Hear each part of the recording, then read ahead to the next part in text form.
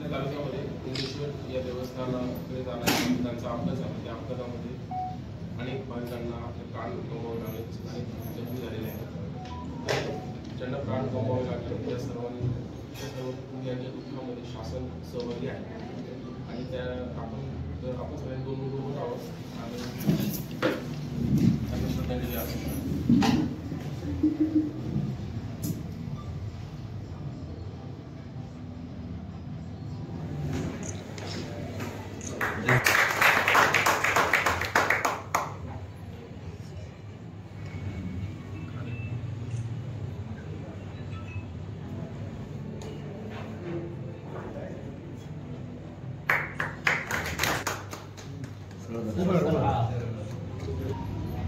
माननीय प्रांत साहेब यांच्या हस्ते ते प्रमाणपत्र आम्हाला जे मिळालं त्याबद्दल आम्ही अत्यंत ऋणी आहोत. 1975 साली आणीबाणीच्या विरोधात आणि आपल्या संविधानाचं संरक्षण करण्यासाठी त्या काळी जो आम्ही लढा दिला त्याचा उचित सन्मान म्हणून माननीय मुख्यमंत्री देवेंद्र फडणवीस यांनी हे प्रमाणपत्र आम्हाला जे दिलेले आहे ते आज आपल्या प्रांत साहेबांच्या हस्ते सर्व अधिकारी आणि उपस्थित सन्माननीय नागरिक. 1975 साली आम्ही आपल्याला कॉलेजला पुण्यात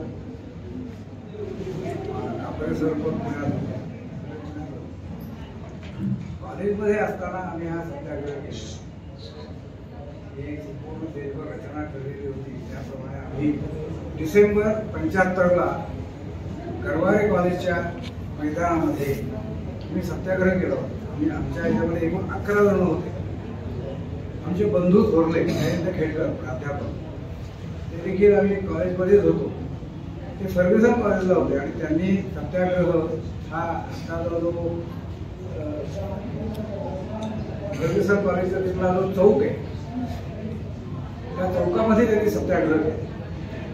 त्यावेळची जी परिस्थिती होती पूर्ण देशभर भयावह वातावरण होतं. आम्ही सुद्धा तो अनुभव आमच्या गावात घेतलेला आहे की कसे त्या कालावधीमध्ये ज्यांना माणसावरती देखील अत्याचार होत गेले. त्यावेळेला नसबंदीची एक हे होती योजना किंवा राबवण्यात आली होती. तो अनुभव डोळ्यांनी अनुभवलेला आहे की एका ग्रहस्थाला आणलं की तुला सन्मान मिळणार आहे आणि तू आमच्याबरोबर ती चल म्हणून त्याला इथं आणलं.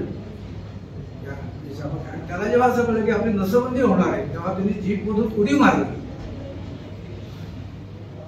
चित्रपटामध्ये शोभावा असा तो प्रसंग होता. हा किती किलोमीटर वेगाने पळाला असेल लक्षात घ्या. त्याच्या पाठीमागे जीपनी त्याला पाठलाग करलेला होता. आम्ही डोळ्याने अनुभवले आणीबाणीच्या कालावधीमध्ये. आता साहेब असे म्हणे की तुम्ही काय केलं नेमकं. आम्ही कॉलेजला असताना आम्हाला वरून तसे आदेश येत होते. पत्रकं वाटणं, काय देशभर चालली माहिती ती वाटणं, सगळे धोके पत्करून आम्ही स्वतः मी आणि आमचे बंधू प्रोफेसर निवाण साहेब सुद्धा होते की पुण्यामध्ये पत्रकं आम्ही चिकटवायचो. म्हणजे लोकमान्य टिळकांचं जे वाक्य होतं सरकारचे डोके ठिकाणावर आहे काय असंच होतं त्यावेळेचं वातावरण आणि त्याच्या खाली सगळी आकडेवारी. अशी रात्री जाऊन आम्ही पुण्यामधल्या सर्व पेठांमध्ये आम्हाला जो भाग दिलेला होता त्याच्यावर चिकटवायचं जेणेकरून माझ्या कॉलेजमध्ये सार्वजनिक ठिकाणी असं आम्ही केलं होतं. ते इतकं भयान होतं की आम्ही त्याची रिहर्सल पण घेतली होती की कुठल्या वेळेला आम्ही त्या ठिकाणी लावू शकतो. एकदा रिहर्सल घेतली, दुसऱ्या वेळेला पत्रकं लावली. पोलिसांची गस्त अहोरात्र होते. आम्ही जिथे राहत होतो भोंडे कॉलनीमध्ये तपस्वी आश्रम म्हणून होतो त्यावेळेला आम्ही राहत होतो. तर आम्ही तिथे संघाचं काम करायचो. भोंडे कॉलनीमध्ये माझ्याकडे हनुमान शाखा होती, आमच्या बंधूंकडे समर्थ शाखा होती. त्याची सगळी माहिती पोलीस स्टेशनला असल्यामुळे आमच्या खोलीवर देखील चौकशीसाठी आमची झाली. आम्हाला जेव्हा ते कळलं राहणार कुठे सांगण्याचं आश्चर्य असं की आपले घरचे काळजी घेणार नाहीत इतकी आमची कार्यकर्त्यांनी घेतली. आमचं राहणं खाणं आंघोळ सगळं आमच्या मनामध्ये सगळ्यांच्या होती याच्या विरुद्ध आपल्याला लढायचं आहे आणि त्याच्यासाठी आपलं जीवन आहे. कॉलेजमध्ये आमचं जेव्हा ठरलं की सत्याग्रह करायचा 11 डिसेंबर 1975 आम्ही हा सत्याग्रह केला गरवारे कॉलेजमध्ये. त्याच्यानंतर आम्हाला 85 दिवस शिक्षा झाली.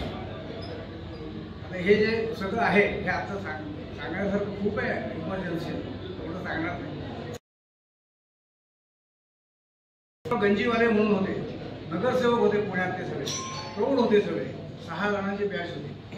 आणि अर्थात आताच्या परिस्थितीवर थोडे विचार करून चालणार नाही. त्यावेळची जी परिस्थिती होती की हे सगळं आंदोलन जर दडपायचं असेल तर पहिल्या बॅचला जबरदस्त शिक्षा झाली पाहिजे म्हणून त्यांना 6 वर्षाची सश्रम कारावासाची शिक्षा दिली.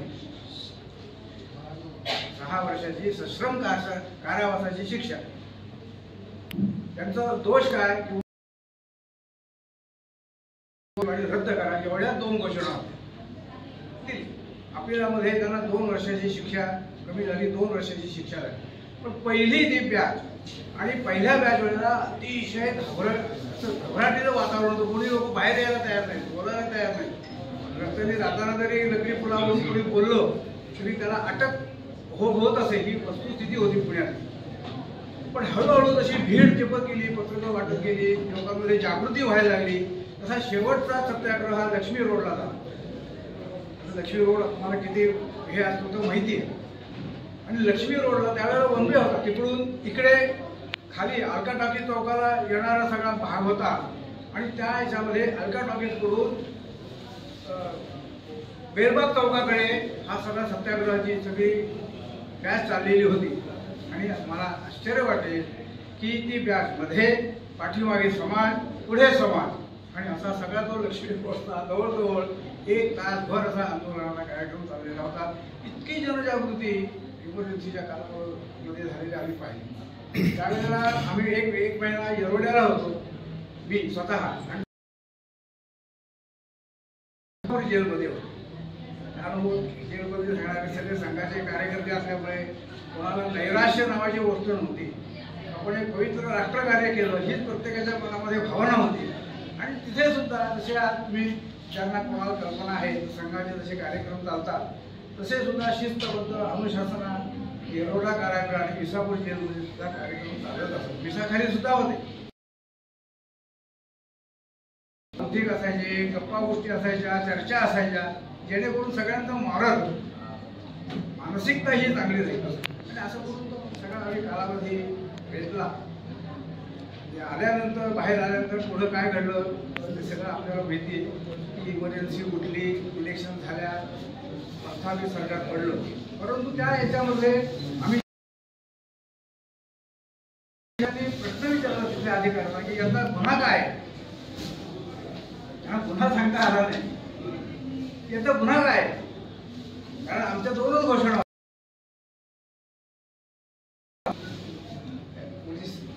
याच्यामध्ये जी काही कल्पना हवी असते ती फार पण गुन्हा मुक्त एवढाच होता. कुठेही देशभर 3री घोषणा नव्हती. अनुशासनामध्ये चाललेलं पहिलं आंदोलन.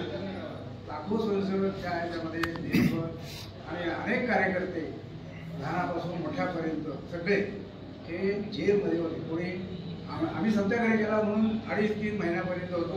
जे कार्यकर्ते होते मोठे त्यांना 19 महिने कारावास झालेला आहे.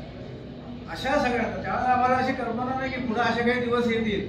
आम्हाला आजही आमची त्याची कल्पना नाही कारण आम्ही ते राष्ट्रीय कर्तव्य म्हणून केलं. आज आपण म्हणजे हे देवेंद्र फडणवीस जी आहे ते सुद्धा स्वतः सत्याग्रही होते. देवेंद्रजी सुद्धा नागपूरमधून सत्याग्रही होते. पण एक पवित्र भावना, राष्ट्रभावना जेव्हा जेव्हा या राष्ट्रावरती आघात होईल, अंतर्गत असेल बाह्य असेल, त्यावेळेला सगळ्या संघाच्या स्वयंसेवकांनी एक पाठी उभं राहायचं ही शिकवण असल्यामुळे आम्हाला त्या बाबतीत काही वाटलं नाही. आता